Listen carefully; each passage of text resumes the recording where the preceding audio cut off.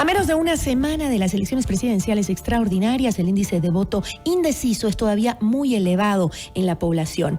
En la recta final de la campaña, ¿qué herramientas le pueden dar a la ciudadanía para tomar una decisión sobre quién gobernará el país por el próximo año y medio? La entrevista a la carta.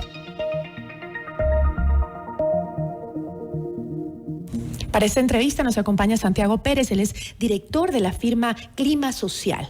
¿Cómo estás, Santiago? Qué gusto, buenas tardes. Buenas tardes, Gisela, mucho gusto, muchas gracias. Felicitaciones por su desempeño en el debate ayer. Muchísimas gracias.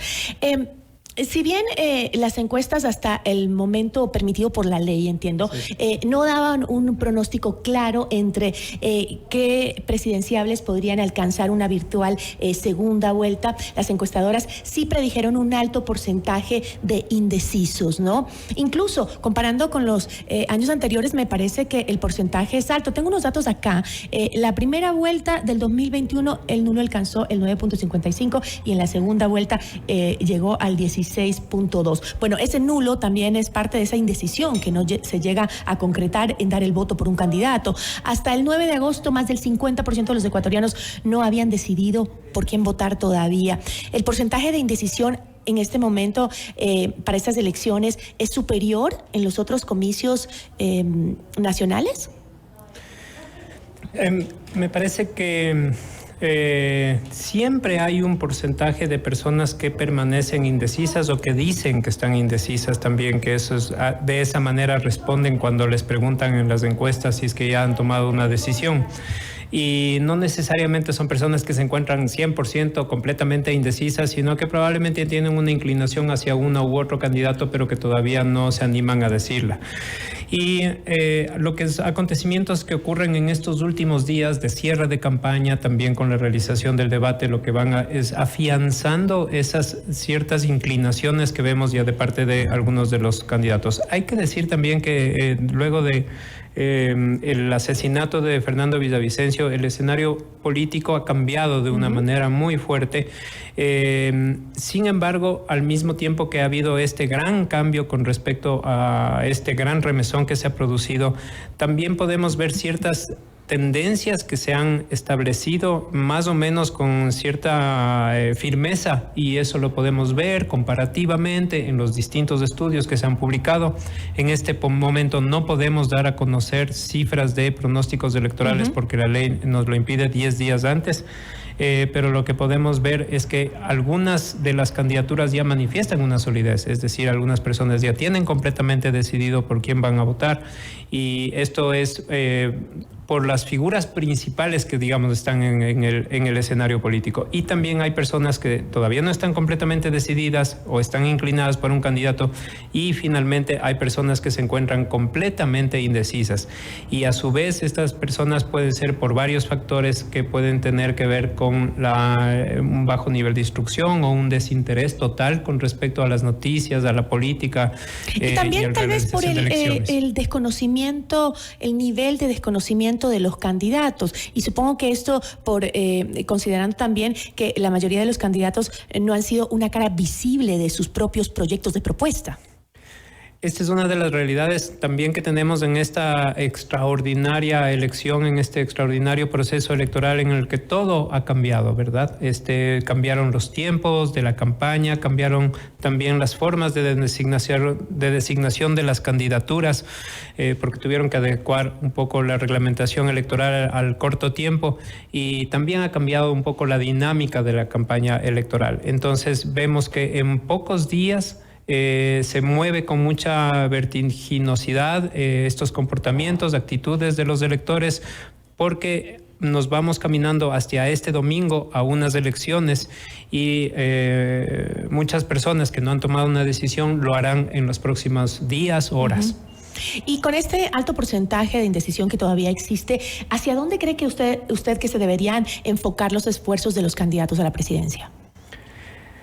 Bueno, me parece que es un punto compartido para todos quienes hacemos investigación e inteligencia sobre las elecciones y tratamos de hacer un análisis, que existe una gran incertidumbre, que no sabemos cómo se va a comportar a ciencia cierta el electorado en unas elecciones tan extraordinarias, además con todo lo que ha ocurrido, que ha movido tanto el escenario, y finalmente con una acumulación de una crisis multidimensional, económica, política, social, de seguridad que atraviesa la población. Eso me lleva a concluir lo siguiente: es posible que en las próximas horas y días, antes de que tengamos el día de las elecciones, se produzcan movimientos importantes dentro del escenario, que son muy difíciles de prever por lo extraordinario también de las circunstancias. Entonces, de lo que teníamos entendido, el escenario estaba más o menos estrecho, ¿no es cierto? ¿Existía o no una posibilidad de realización de una segunda vuelta? Y no estaba claro quiénes ocuparían el segundo lugar principalmente, que estábamos en esta circunstancia. Eso ha cambiado, pero no sabemos en qué medida ha cambiado, porque recién aconteció este fenómeno que todavía está teniendo sus repercusiones, sus olas de impacto. Son dos momentos importantes: la muerte de Fernando Villavicencio y el debate nacional. Y sobre el tema de este primer debate presidencial obligatorio realizado por el Consejo Nacional Electoral, en donde los candidatos supuestamente pues debían exponer sus planes de trabajo a través de las preguntas elaboradas por este comité de debate y con la dinámica de las réplicas entre los candidatos. Sin embargo, ese ejercicio pues quedó en ataques, en menciones del pasado y algo de propaganda electoral también. ¿Cree usted que desaprovecharon los candidatos la oportunidad de acumular los votos de la ciudadanía, justamente de esa ciudadanía indecisa? Sí, yo lo miraría como un proceso de aprendizaje para todo el país de alguna manera, porque también creo que la propia sociedad se está acostumbrando a vivir el evento del debate dentro de una campaña electoral, que antes no era obligatorio, ahora sí es obligatorio. Y de esa manera, a medida que vayamos desarrollando un poco más de esta cultura del debate, se va a ir mejorando todo esto, ¿no? Inclusive en el desempeño de los propios participantes, también en el tratamiento que den los medios de comunicación. Todo va a ir mejorando, es un ejercicio. Me parece que dadas las condiciones extraordinarias en las que vivimos, perdón por volverlo a repetir, pero me parece que eso obligó de alguna manera a las estrategias de la campaña a llegar con unos mínimos de los cuales no se movieron, ¿no es cierto? Y cada uno de los candidatos se movió dentro de sus nichos electorales, dentro de sus propias lógicas de mensaje, y no avanzaron mucho más allá. Entonces, tampoco eso me hace pensar que el debate va a tener una repercusión muy grande en el tema de la inclinación del voto, sobre todo de los indecisos. ¿Se puede medir o hay un tipo de medición del sentimiento de la ciudadanía sobre el resultado del debate presidencial? Es muy variable. Lo que puedo decir es que las personas que han visto el debate en una buena medida ya tenían una inclinación hacia al menos de alguno de esos candidatos, y lo que suele ocurrir en el debate es que afianza esa inclinación previa que ya existía. En segundo lugar, también se dice, la máxima dice, hay que ir al debate a perder los menos votos posibles. Y también eso es un poco lo que vimos, ¿no? Evitaron en la medida de lo posible a los candidatos y candidata de meter la pata, de cometer demasiados errores, y ese cuidado podría ser que también les llevó a no correr muchos riesgos, y vimos un debate un poco mediano en ese sentido, ¿no? ¿Pero son los debates realmente una herramienta para la decisión final de la ciudadanía o no?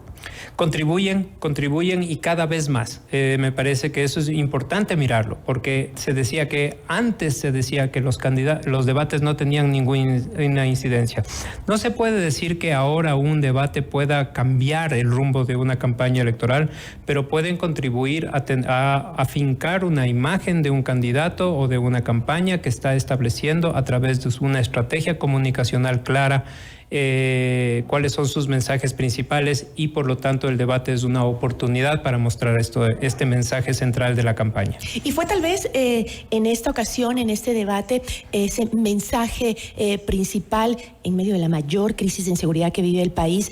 La conversación, al parecer, ¿cree usted que se centró en el clásico correísmo y anticorreísmo? No lo vi así, me parece que no estuvo tan centrado en eso, me parece que se dispersó un poco más la conversación.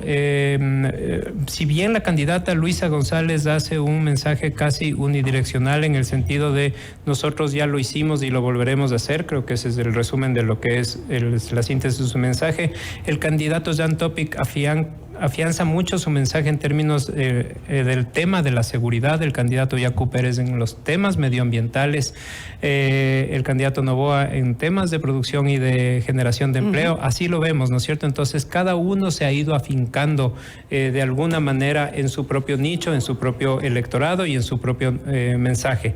Y por eso es que me parece que el balance final es un poco tablas, ¿no es cierto? Cada uno afincó lo que podía dentro del corto tiempo, de las dinámicas de este debate y de alguna manera, si bien puede ser no tan gratificante, se puede decir que el debate al menos no ocasionó un derrumbe de una de las candidaturas y por lo tanto las estrategias saldrán más o menos satisfechas cada uno por su cuenta.